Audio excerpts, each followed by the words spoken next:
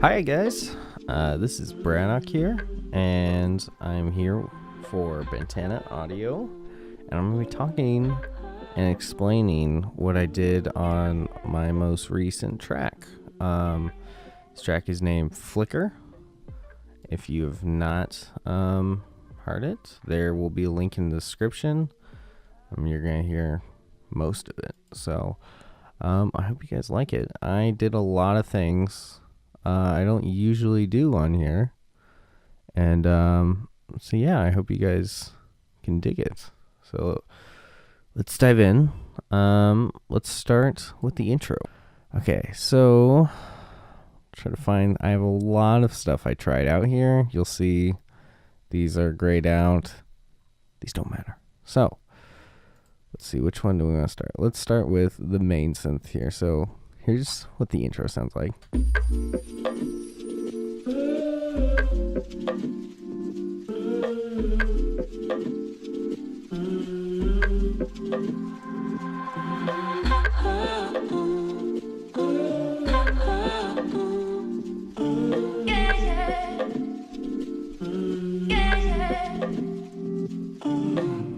So originally I didn't even have vocals. I actually just went back through kind of last minute. It was actually like the week before I posted it to DistroKid for distribution. I decided I really wanted vocals for this, and so I'll go through those, but I want to go through the synths right now with you guys. So this is what the MIDI sounds like. It's really off time. It's on the off beats.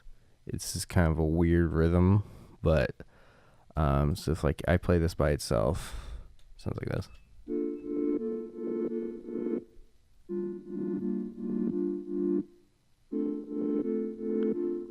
So that sounds really weird by itself. The downbeat, the one actually sounds like it's like right here. So it sounds like the whole bar shifted.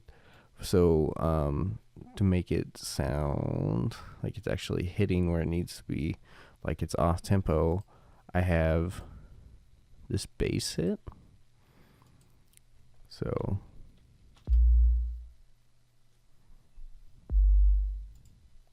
and that's just hitting on the one. And it's just kind of like almost like a kick kind of. I kind of had this, which kind of emphasizes the higher ends of it, but I decided it wasn't necessary.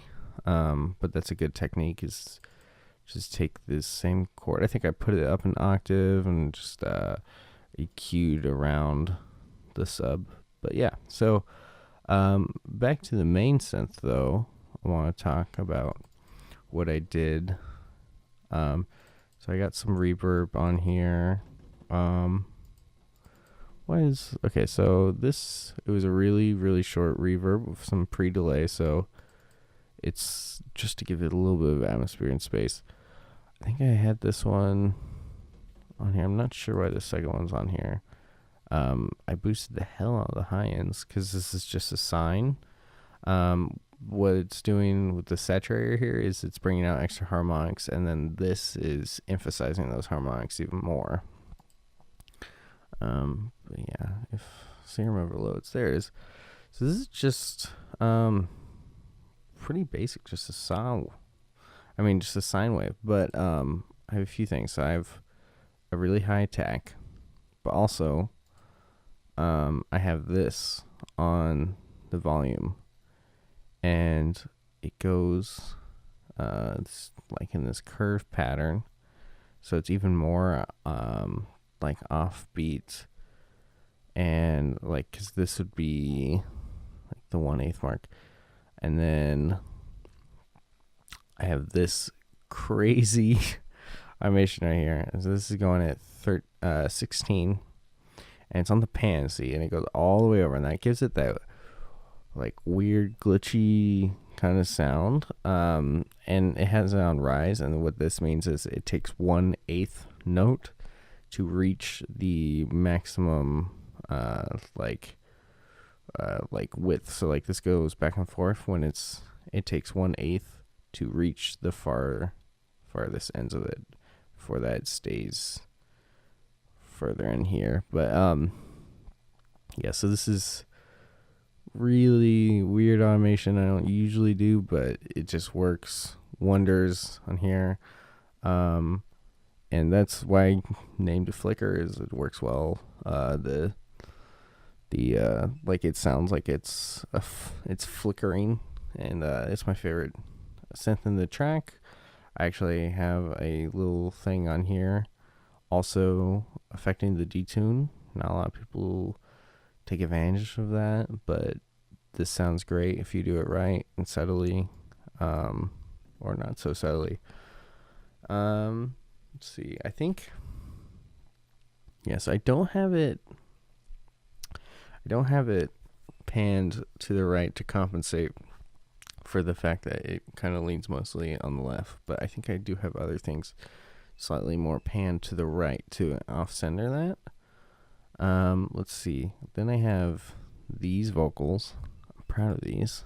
These guys are mine. What's that?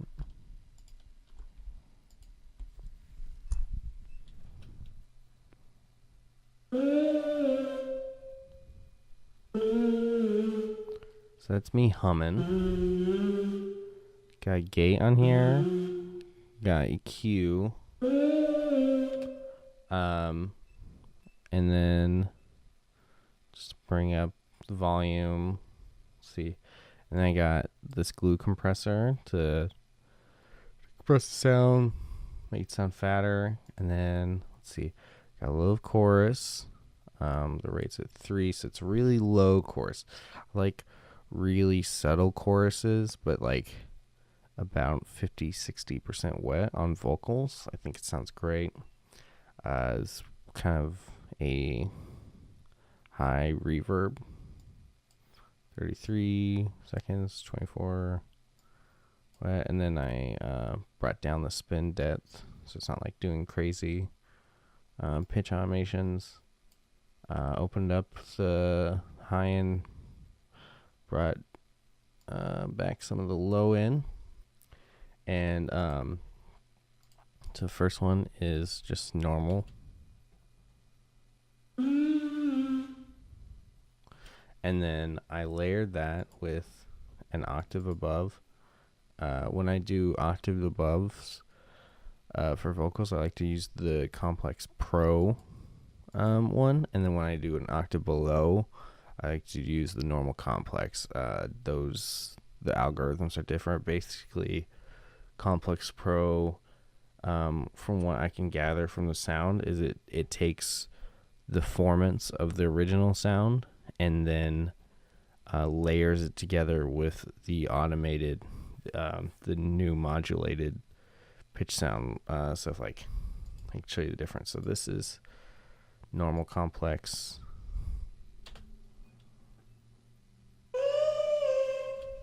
and it sounds really chipmunky, but this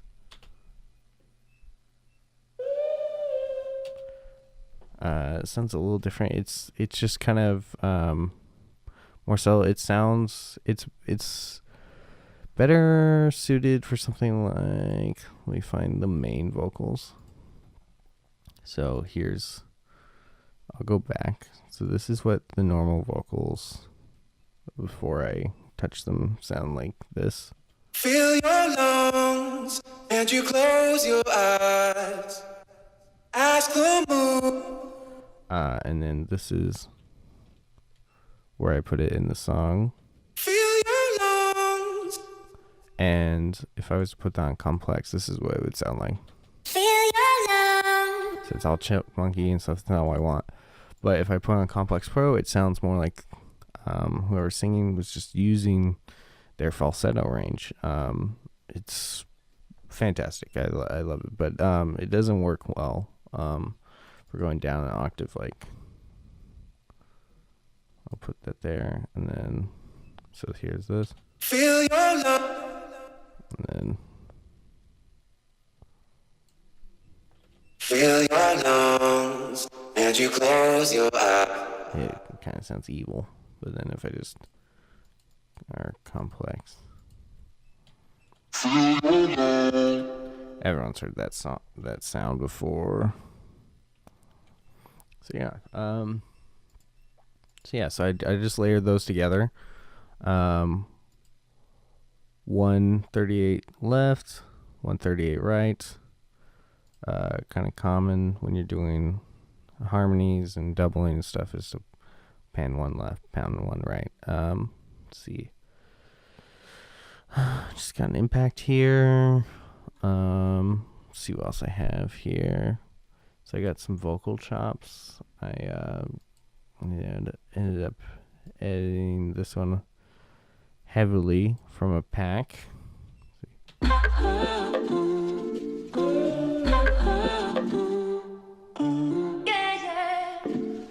Yeah, and then I combine like 3 or 4 different vocal packs. Like this is like a totally different girl over here.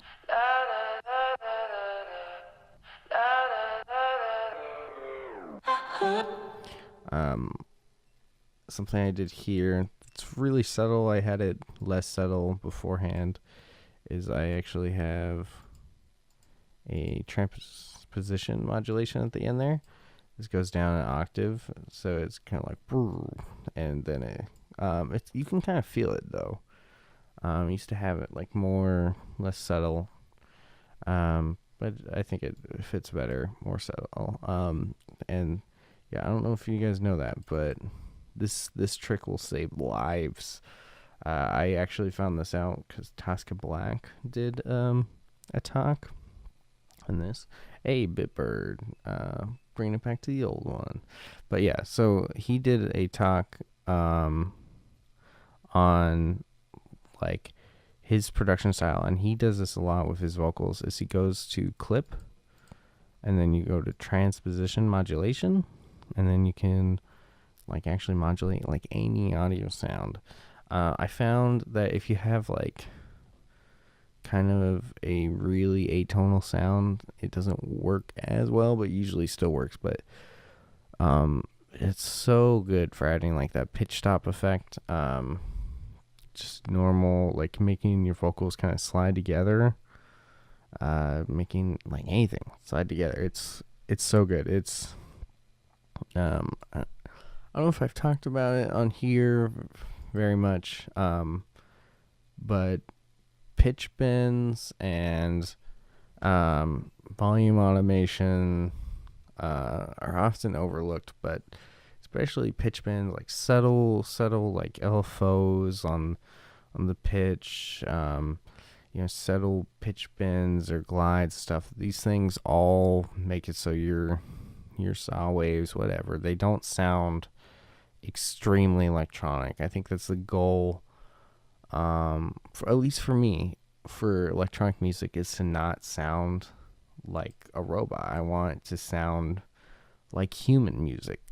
And so just subtle things like that really will up your production and just definitely make it feel way more organic.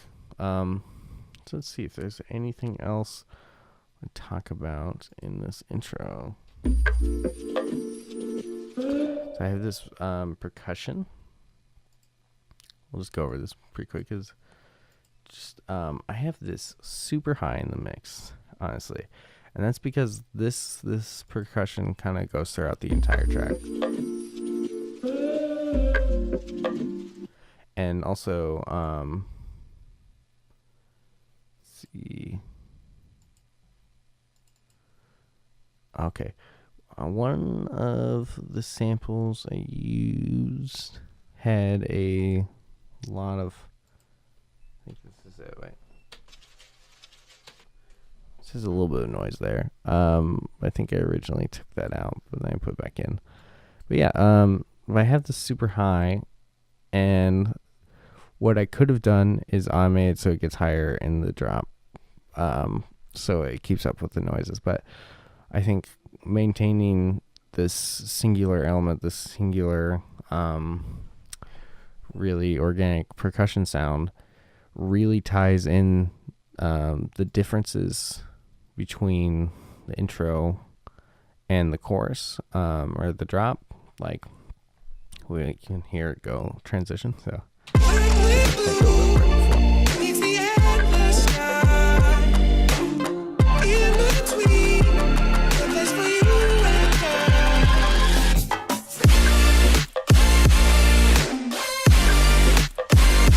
so you can still hear that percussion sound going throughout. And my idea was I kind of wanted this really laid back, like lo-fi kind of more ethereal track to just get big and have these warm chords, and make the pluck sound you hear around here.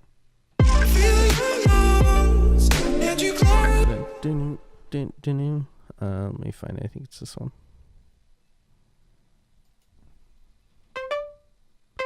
Yeah, so that turns into the lead right here, which we will go into.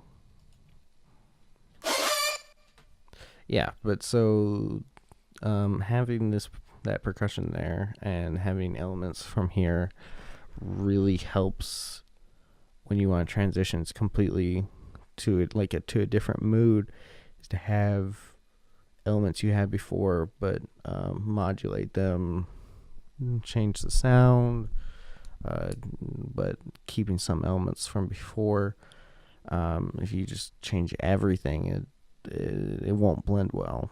I mean, it's possible. There's definitely insanely cool switch ups like that. So it's all subjective, but I find it really helps when you maintain certain elements from one song or one part of the song to another if they're going to drastically change. So now we can start talking about the build-up and the vocals. So now, I got these chops going in the back, and I believe I automated reverb. Let's see what this filter's doing. Nothing. That's okay. But I have these vocals come back in. I switch them to a different audio track. Like if you listen over here, they're much more present starting here. I actually cut out the like reverb pauses in there, and I took out a lot of the reverb. I think I added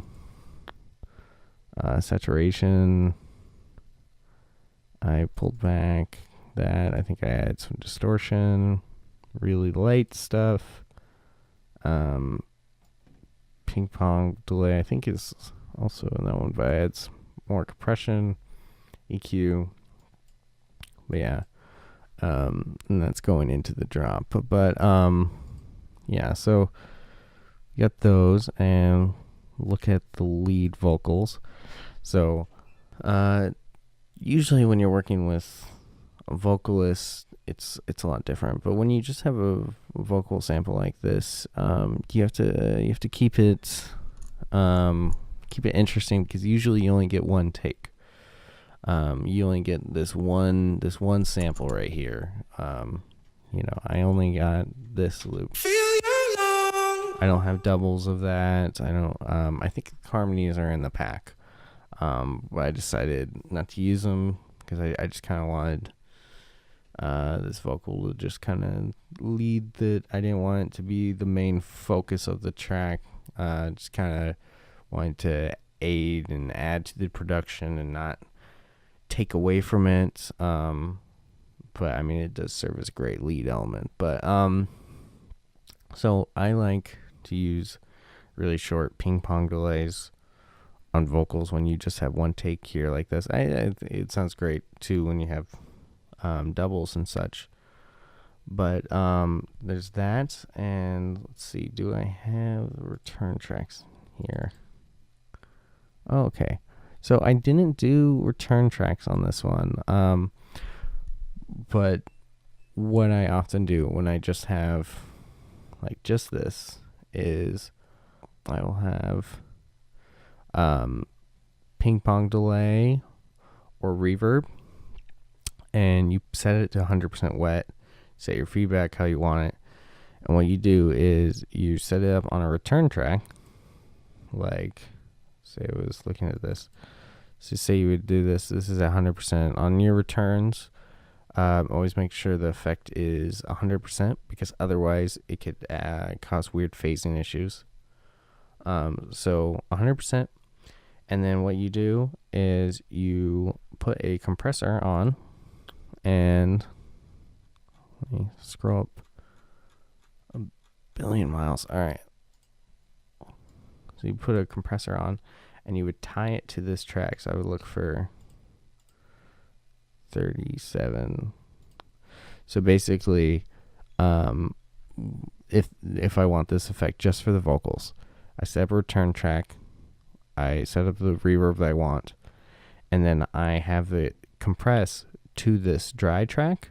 So basically what this is doing is, so when the vocals come through, there is no reverb coming through. So it just comes in on these like tail parts, and it's great for adding space and everything, but keeping your vocals like with a lot of semblance, because you can have a long reverb tail at that point because it doesn't matter, because you're going to squash it as soon as the vocals come back in, so it gets out of the way. And you can do that with delay too. But yeah, I'm gonna go ahead and turn this off. And yeah, so that's great for that. I didn't do it for this one. I'm not exactly sure why I didn't. Maybe I was lazy.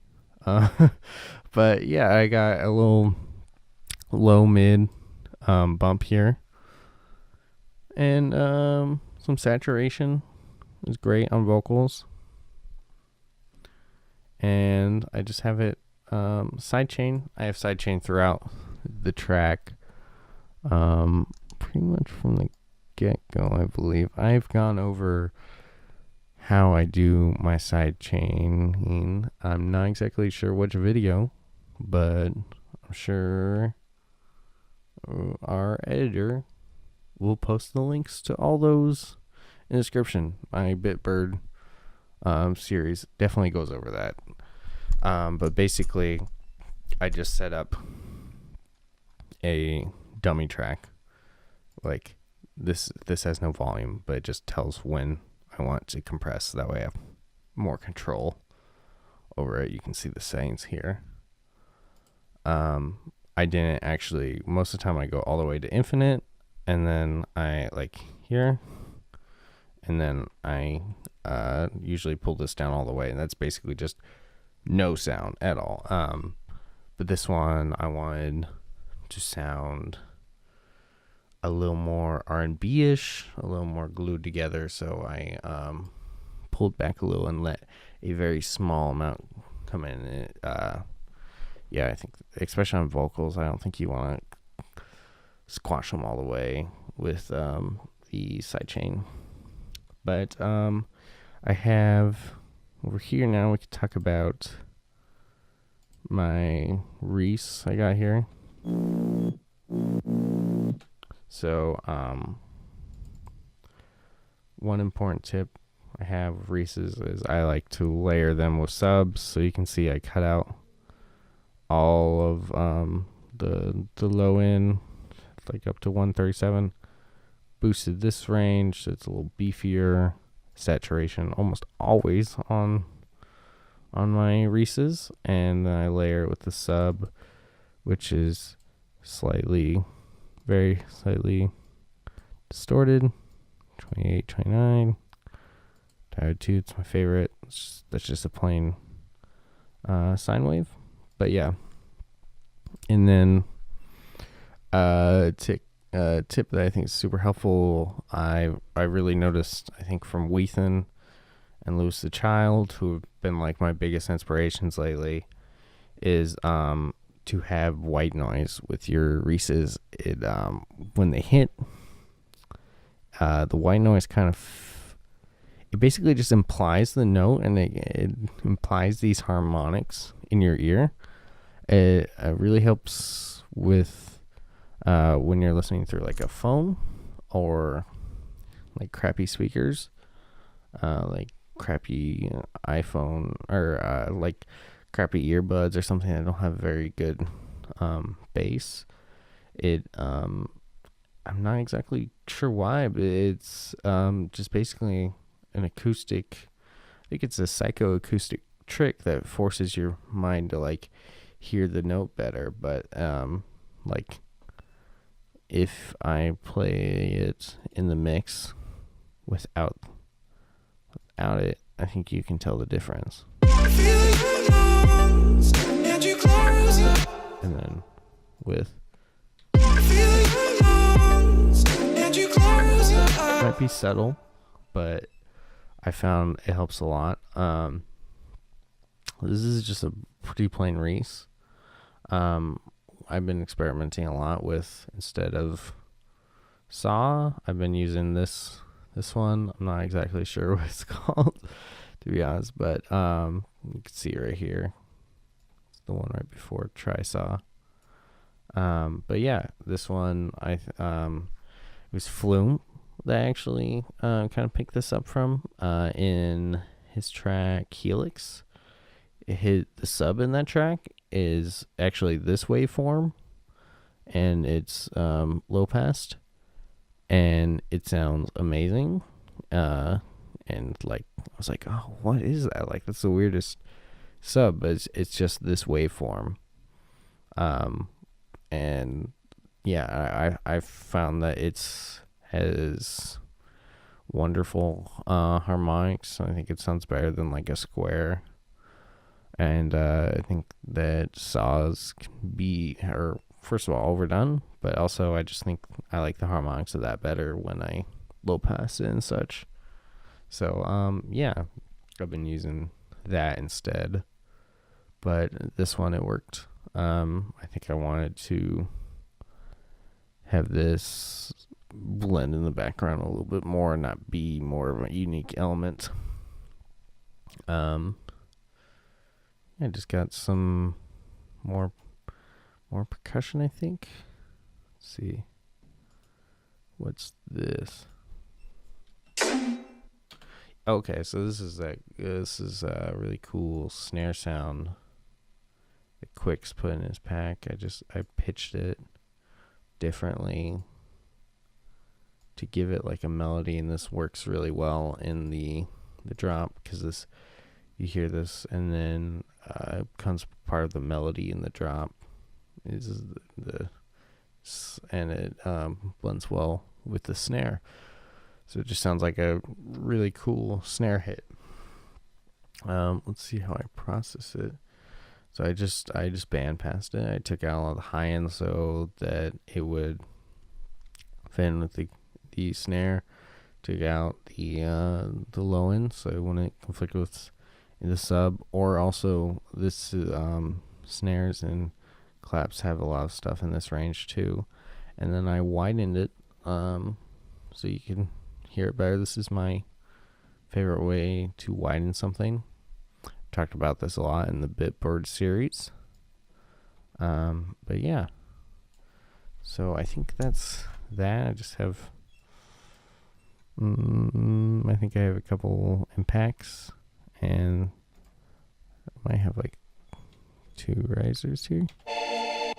Oh, okay, so I have this cool like organ kind of sound. I originally had this too.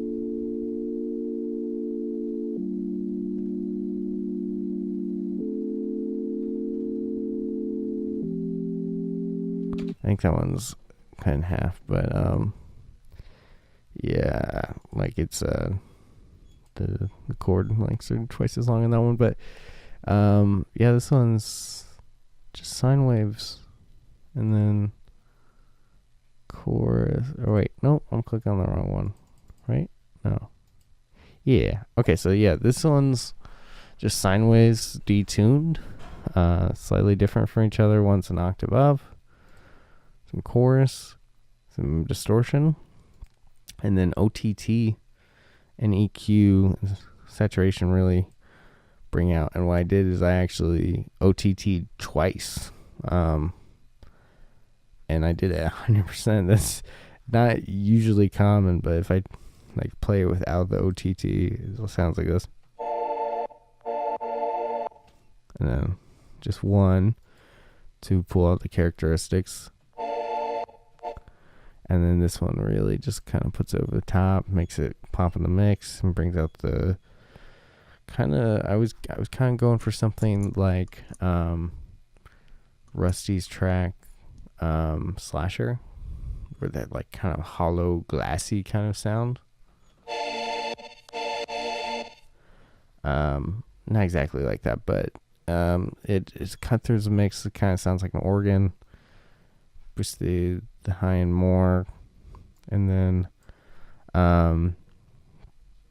let's see how the reverb was processed. Yeah, so especially with Ableton 10, there's like no excuses. If you have a pause, you need to make sure your reverb tails are stopping. If it's easier for you to bounce everything to audio once you got everything figured out, then do that. But like if here's a pause in this, and there's reverb there, but then it cuts out immediately because I turn the reverb off. So that way, when there's a pause, it needs to be a pause. A lot of people send me their tracks or something, like beginner people, and they'll ask me like, what, like, how can I improve this? And it's like one of the number one things I can say is, if you have a pause, make it a pause, because you need to have that dynamic range in your track. If you have like a bunch of reverb, everything, it doesn't feel as punchy and stop and starty as it should. If there's a pause, cut out the audio. So like, everything except for that one fill that, like, and yeah, that's and then especially into the drop too, you can hear there's, so like right there, pretty much everything drops, except for like the snare. And yeah, and that helps with your sound designing too. Like if you have a drop, keep in mind, like if you add reverb and stuff, you're gonna have to put those like holes basically when you want it to stop. It doesn't matter as much, but yeah, I think I widened this this little fill thing. What is that? Wait, it's this one.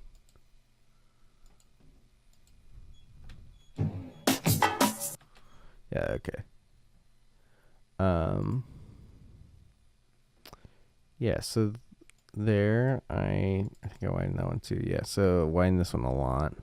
Took out the lows, especially since I'm about to hit a drop right here. When you go into drop, you should have, right before it, there should be absolutely no subs.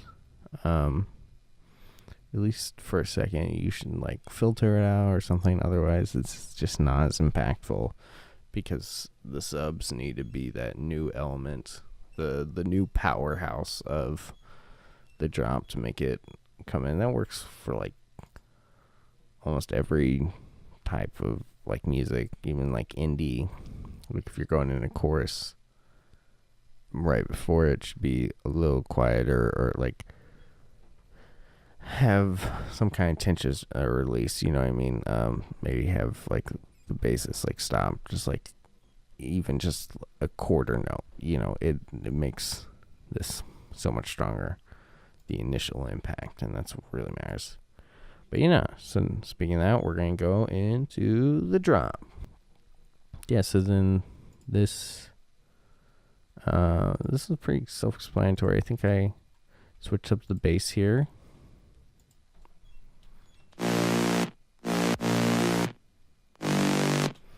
And let me double check, because I think it's just the same bass, just the filters opened up.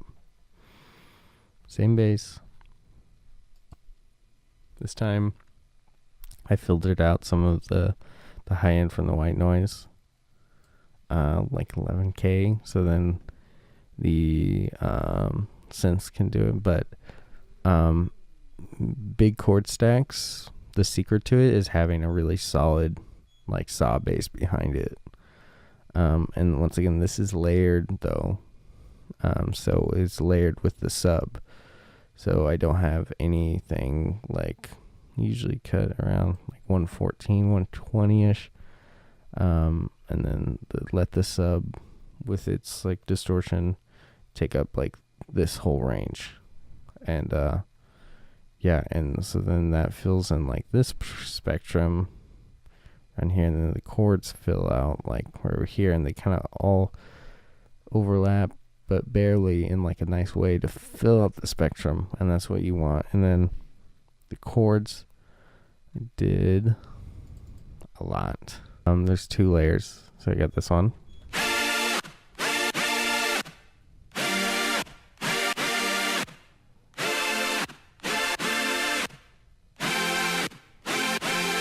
And this one is just kind of some weird waveforms.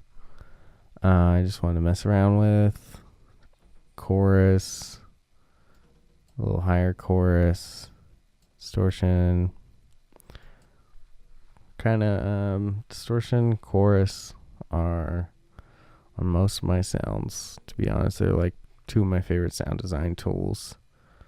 I got more of saturation, got some OTT on this.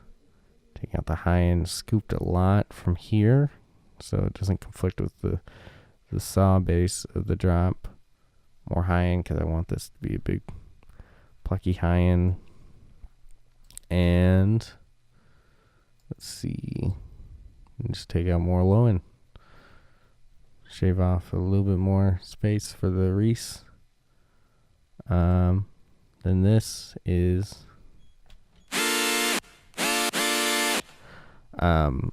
a just normal saw, and hypa, they're really similar waveforms. I think hypa actually sounds better if you do like a super saw with hypa instead.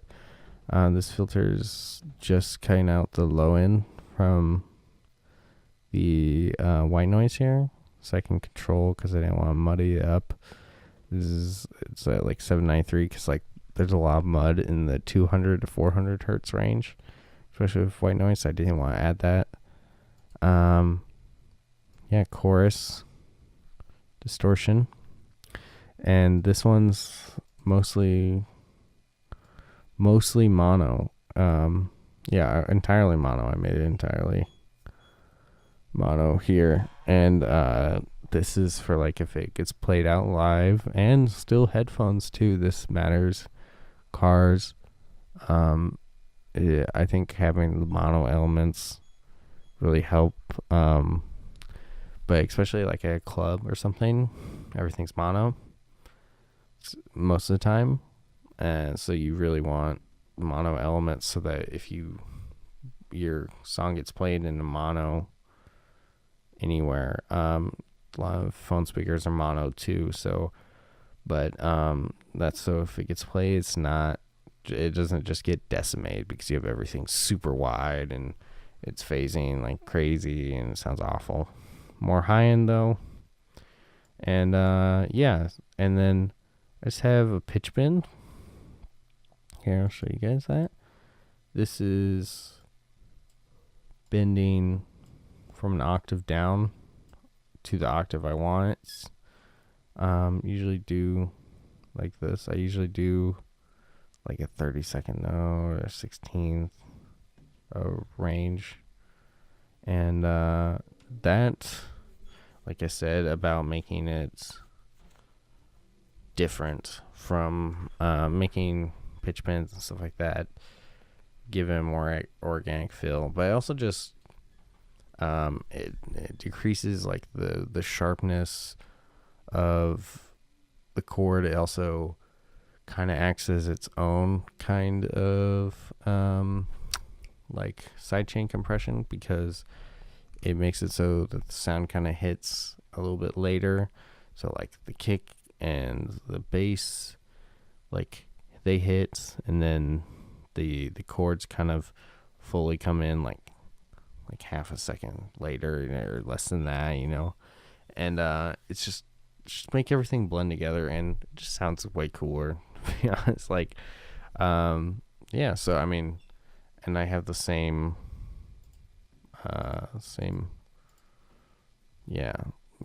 different I think I also have it pitch up to like 0.52 here. It just makes it really subtle, but it kind of just gives it this like elastic feel. That's kind of what the whole pitch bending is doing anyways. Like right here, I don't have it go to 50 yet. 50 would be like the note that it's supposed to be hitting here.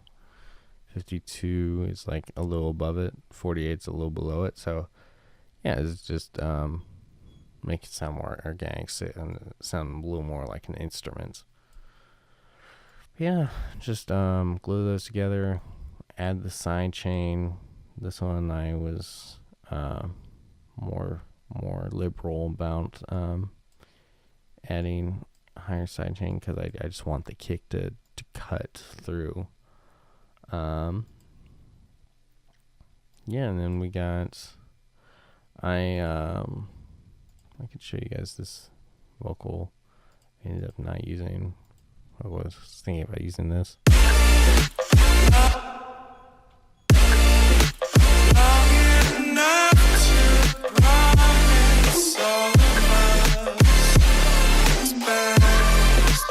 It's alright. It's okay. I didn't like it. I wanted to focus more on my chords. I wanted this to have vocal elements, but still be led by the production. Yeah, and that's the same reason I took it to this melody down here. But yeah, the chords are most of the sound there. We'll talk about the lead now. I did do some cool stuff with the lead here, so I originally had a much earlier draft, and I was getting a lot of feedback that the lead was way too intense, sharp, and it was kind of ruining the mix for a lot of people. So I went back and I really thought about it. And I pulled down the high end, brought in more reverb, pulled back some of the distortion on it I had. I think I changed the distortion type, and I did this. I added this filter, and I've been doing this a lot on my sounds. This is good if you want to add. You can even do like lo-fi kind of stuff like this, but you add a filter here, and it's just a really soft filter at low 6 decibels. That means for each I'm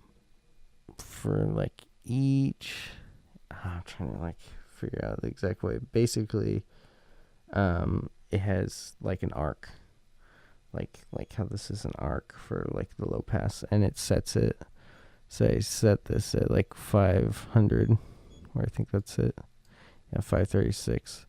Basically, a low pass 24 is going to be like a very quick 24 decibel per whatever hertz cut off. So it's just like really quick, and so like basically where that line is, nothing gets through.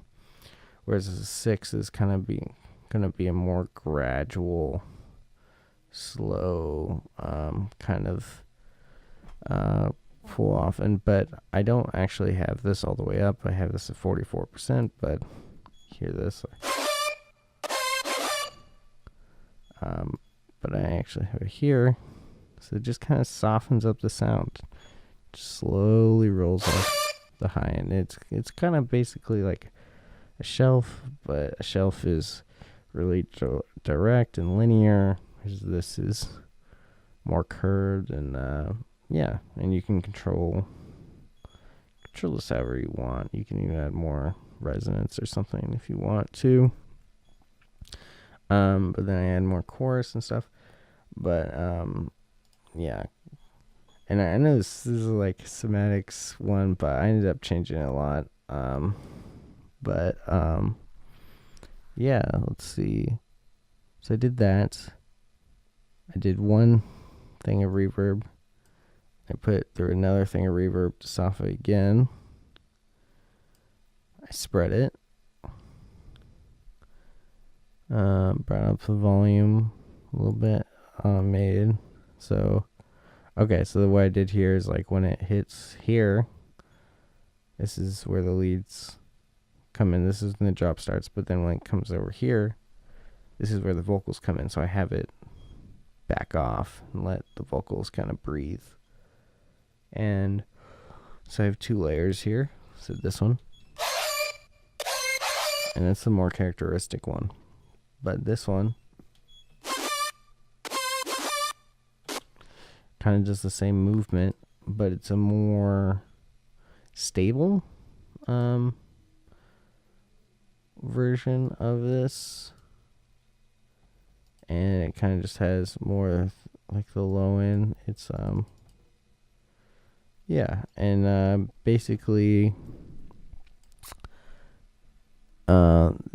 this one just kind of has like the line, like the high end reverby kind of sound, and then this is more direct and less wet.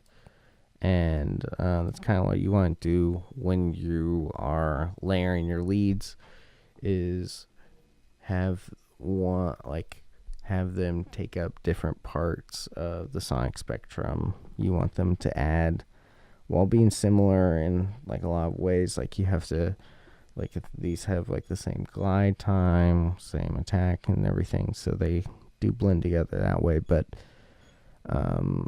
they're slightly different, so that when I blend them together, they don't compete, they just add to each other. But there's that lead, there's this drop. Like I said before, with these vocals, I just made them more present, basically. So the high end boost, saturation, pulled back on the reverb. I think I have a cool, like I have like the like when I listen, you can hear the delay come in just for a little bit, and that's just to add like a little more space for that last hit. And I have it cut out right there, so that it goes right back in. And this isn't too much different right here. Feel your lungs and you close your eyes. The other vocal tracks Return the time like we stuff. I just wanted it to kind of catch you by surprise when the next drop hits here.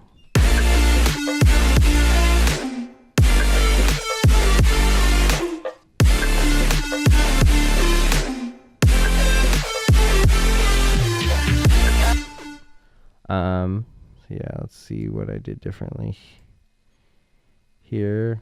I don't think I did anything too different. Earlier drafts I had it have more high end for these chords to fill in kind of the gap that the lead had, because the other lead had a lot of high end, but actually like solve that more with by having the first drop be less tinny than it was the first mix down. Get some vocal chops there. Oh, let's talk about these cool Arps I have.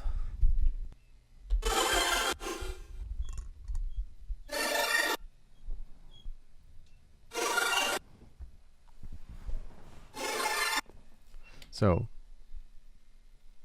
these are super wide, but they also, and they have like a ton of reverb and OTT, and their pitch bend. Not exactly. Oh yeah, pitch bend at the end. That's a cool technique. Was like when you wanna, if you just like take an ARP and you just like drop it down like 12, it gives this kind of like, I guess like a chime kind of feel. It's really subtle because I have the like volume and reverb kind of go out too. But yeah, so then I have a utility though. So this looks super messy, but so I have like a very slight arc because I wanted it to kind of build, but not on all of these hits, just on some of them. Like I wanted it to be like instead of just you know what I mean, instead of stack. Wanted to I wanted this to fill space, but I have the volume counting out after all of these. Like I said before, this one, following my own advice, I made sure that like when this is done, because these have long reverb tails, I just wanted it to occupy this little space, and I turned down the volume. And yeah, so these are really cool. Show you the waveform. Yeah, really simple. I just like to mess around with different waveforms. And distortion. Oh, I add flanger. That's definitely different. I don't usually do that, but the sound called for it. And phaser. I was getting crazy with this one. Really wanted kind of Stranger Things feel on these Arps. But then this.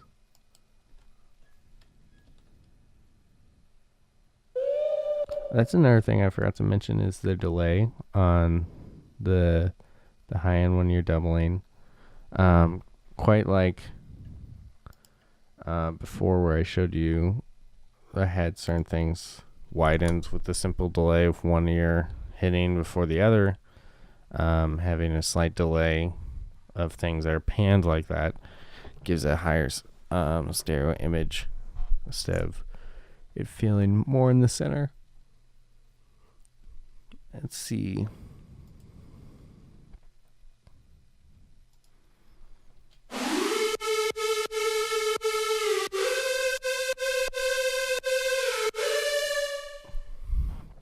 So I have this synth. Actually, let's talk about the other leads first.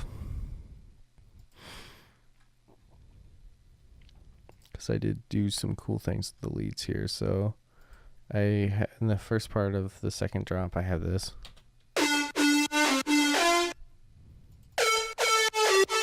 So it gets that sound basically because a couple things. These are similar waveforms, but with 0.5 difference in the course.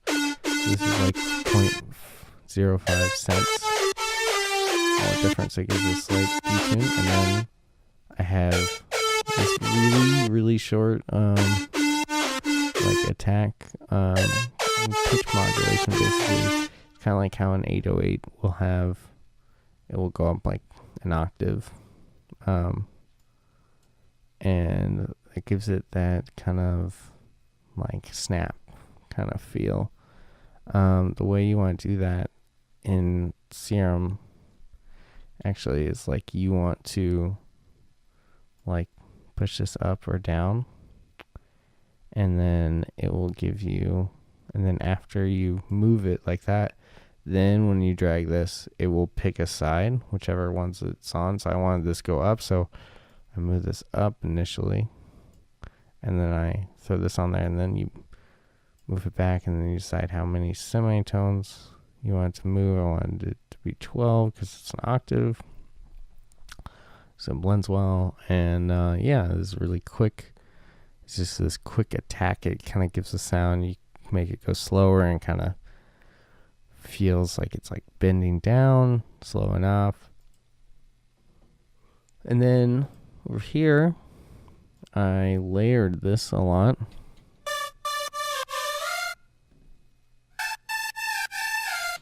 So this is like a real reverbed out sound.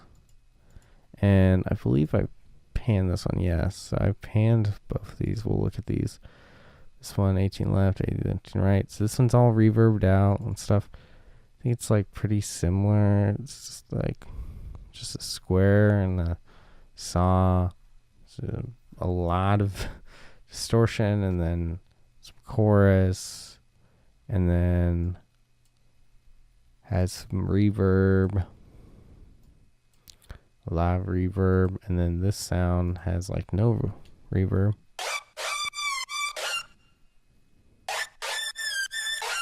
It's kind of similar to the earlier sound. It's the same one, but it's like an octave higher. And these fill in different sonic spaces than the other. So when this fill kicks in right here, right?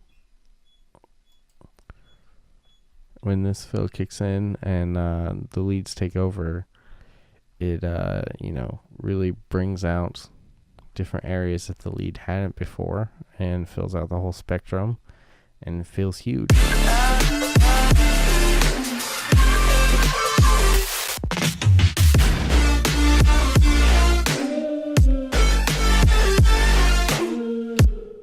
And yeah, so there's that, and then I have one more lead kind of going through like on the second part.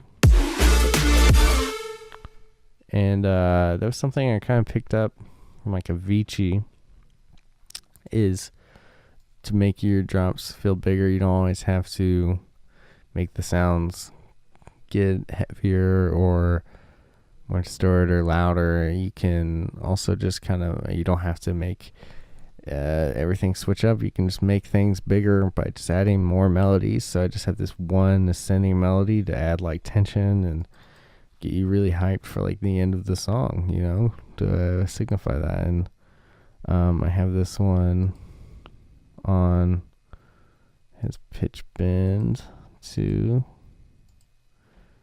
Just on the first one, I just wanted it to just as more of a transitional element, so you can like hear that like it doesn't come in right away.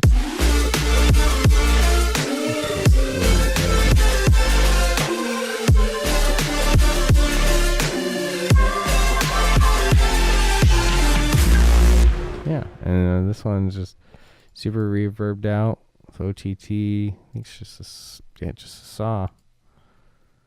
A lot of distortion on it. A lot of chorus on this one to make it wide. A lot of reverb. OTT. No low end. And yeah, of course, the sidechain. And let's see. Is there anything crazy I did at the end here? And I just had this quick just wanted this song just be quick, get all the ideas, wanted to make it go big and hype and just end. I wanted it to be short, under 3 minutes, ends like 2:35 or something like that. 2:39 ish. Yeah, but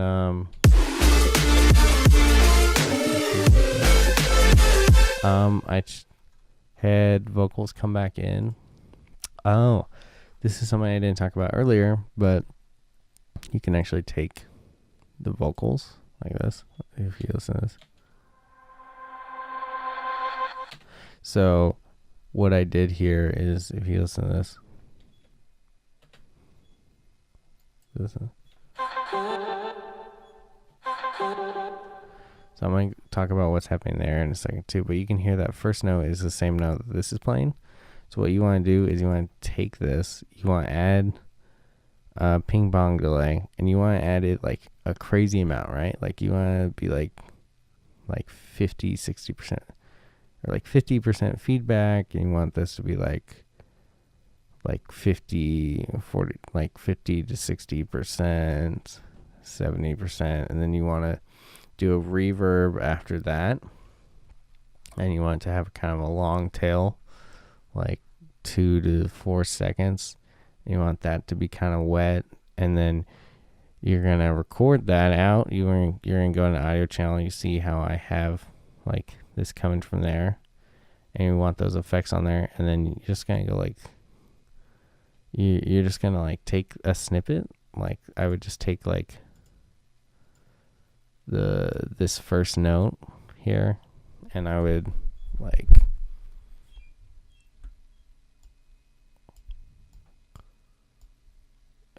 just take this like here, and I record from here, and I record like a bar, or however you want the build to be, like 2 bars, and you just like let that ring out, and then you're gonna take that in here, and you're gonna trim it to how long you want it to be, and then you're gonna reverse it, and I do a fade after that, but then you just kind of adjust it, and you get this really cool ramp here. It's like ghost reverb. But yeah, you can do that with other sounds too, and make your own like reverses, your own riser, quick riser kind of reverse things. But yeah. Oh, and then right here, what I do, I think I pulled back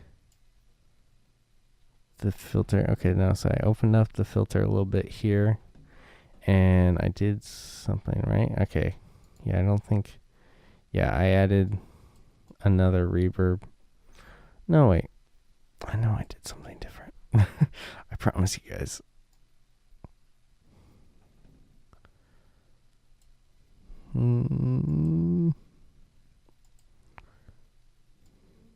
Yes. Okay, so I increased the ping pong delay to like 51%, so it's like super wet. And that's because I had it just kind of dry and it just wasn't working. So at the end here, if you just listen, like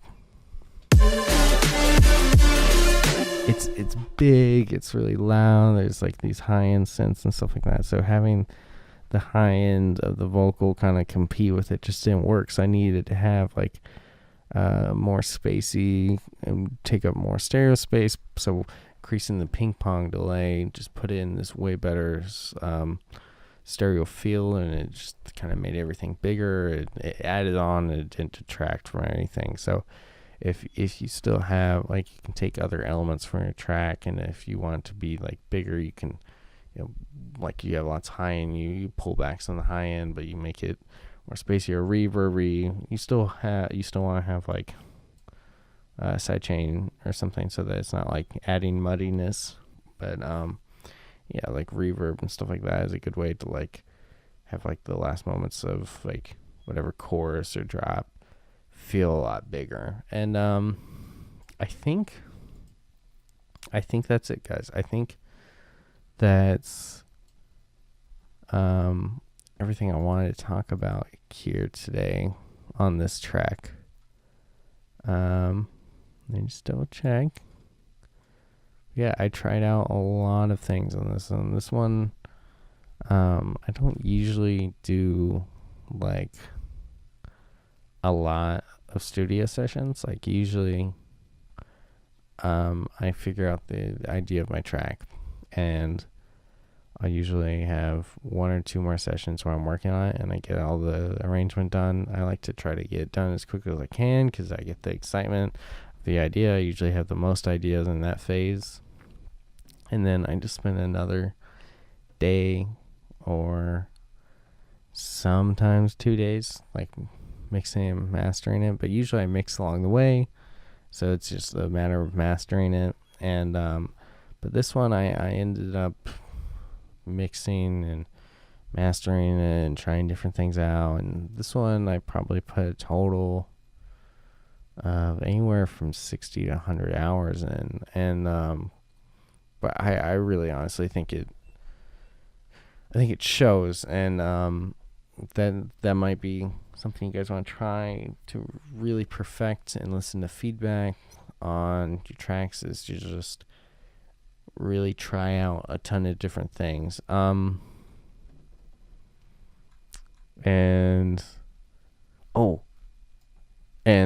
Speaking of that, I did forget one thing, and so we'll touch on that point.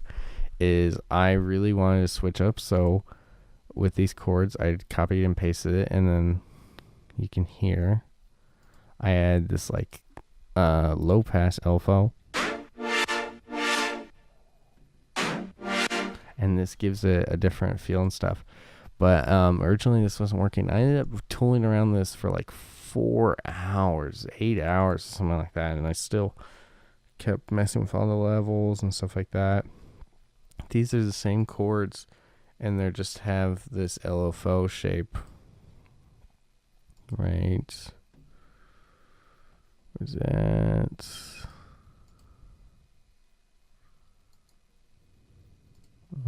So let me find it. Okay, yeah, right here. And yeah, it's like similar to the shape that is like, this is the same shape and rhythm that those sine chords in the beginning were playing, but I translate to this, and so I just make it switch up here.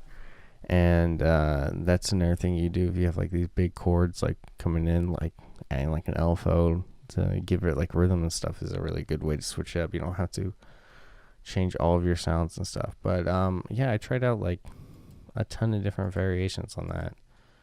But yeah, so like, just keep experimenting with your tracks.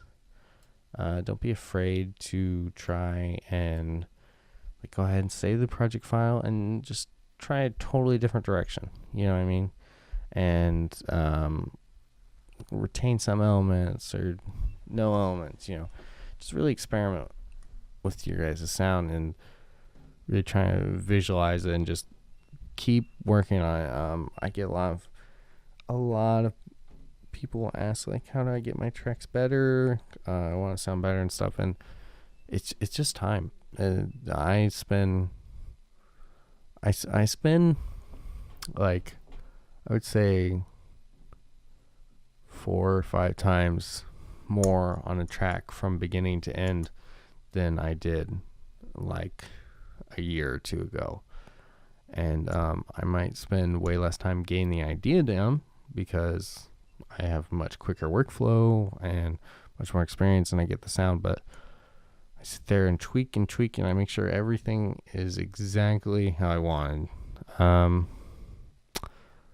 Which I can actually, and this is now the second time that I have almost finished the video, but I am not, because I want to point out my mastery chain real quick so I can help you guys out, because that's something that you guys might want.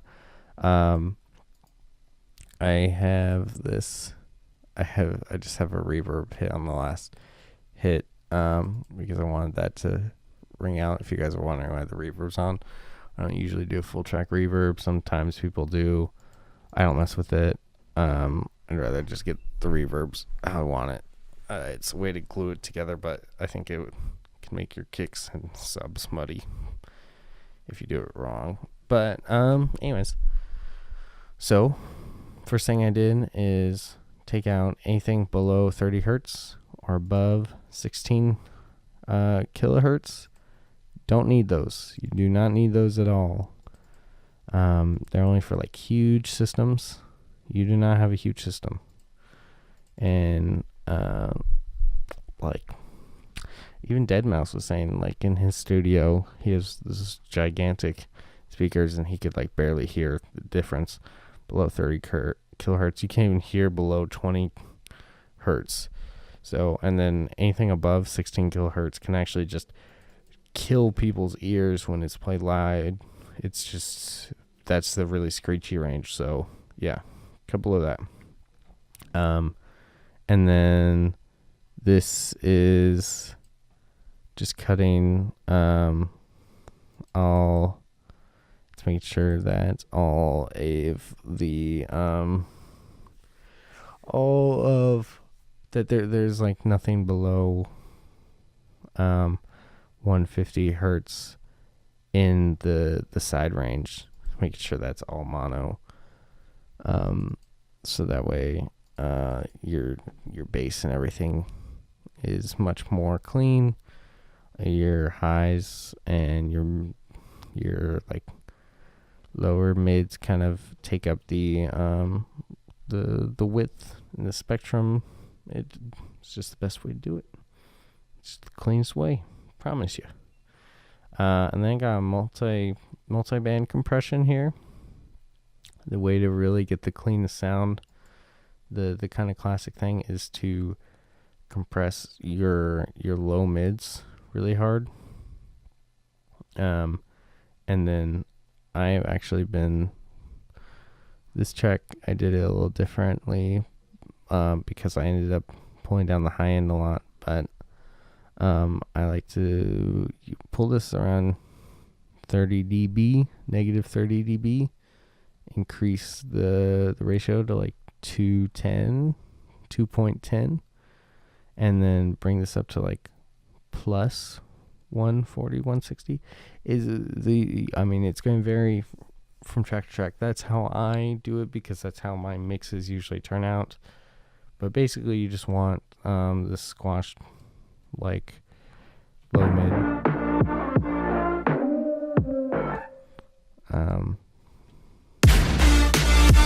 Yeah, and that's where a lot of the mud comes in, and this is how you get the glued together sound, is by squashing these, but not too much, and you want to make sure they're there because those are really important for having warmth and like that cold like bass sound and powerful bass sound. So don't do it too much. Make sure you still have some of that there, but you can turn it up after you compress this a lot.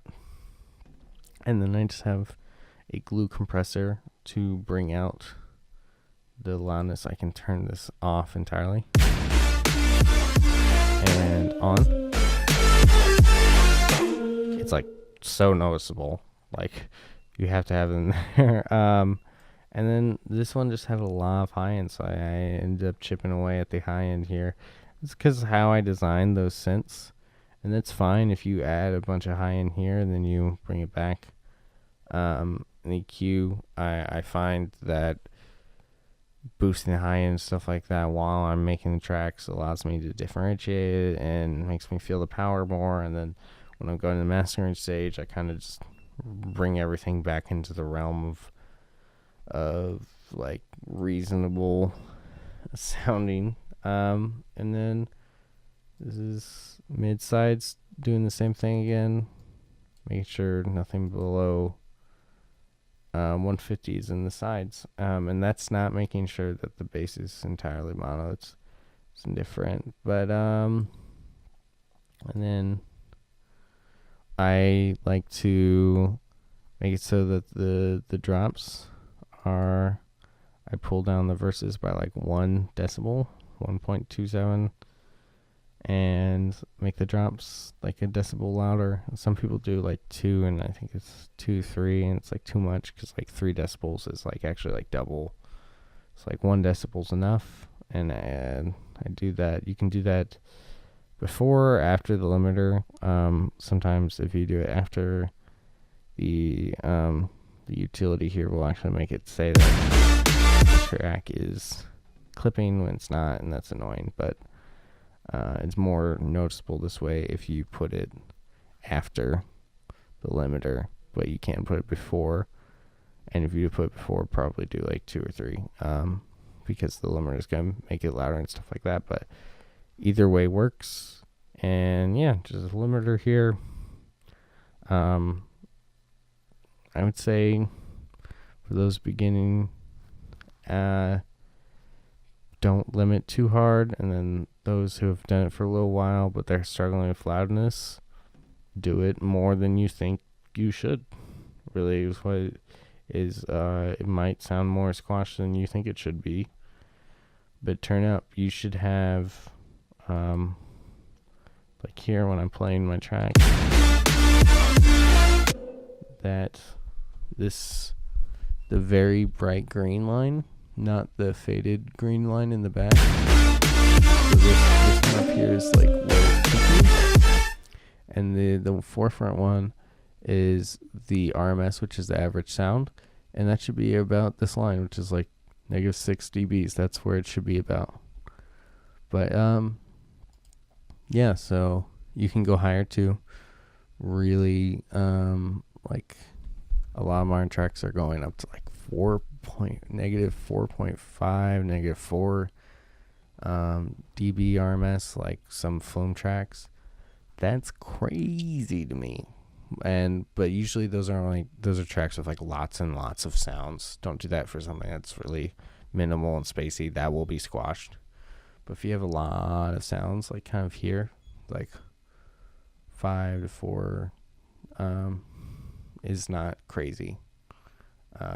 Might be a little louder than you usually would want your track, but it's possible. It might sound a little squashed, but that's kind of loudness wars are just kind of winning over. But yeah, I think that's everything I wanted to say about the track, though. I have if you guys like what I did here, and you would like another project file I made, I have a sample pack out. It will be linked in the description. Hopefully editor will put a cool little graphic right here. There it is. I trust him. It's probably there. And you can go buy it on Bantana.com. It supports me, so I can keep making sick tunes for you guys. But the cool thing about this is not just a sample pack. You will get a lot of presets and some of my leads, and you get the entire project file from one of my old projects. And so you can really dive deep. You can like use those presets. You can just kind of use that as a shell and like change up the chord progressions, change up the melodies and stuff like that, and make your own track. Like, go for it. Like, you know, it has its own different mastering chain, its own different leads. It has the lead I've been using in a lot of my tracks that are going to come out. It's a super sick lead. It's more classical future bass. It's a great pack. But yeah, so check that out. I'm done with my shameless promotion. I will be doing more YouTube videos for this channel more regularly. We will eventually come out with a more consistent release schedule when we can, but expect more vids and more announcements coming from Bantana soon. I hope you guys like the video. Have a great day. Bye.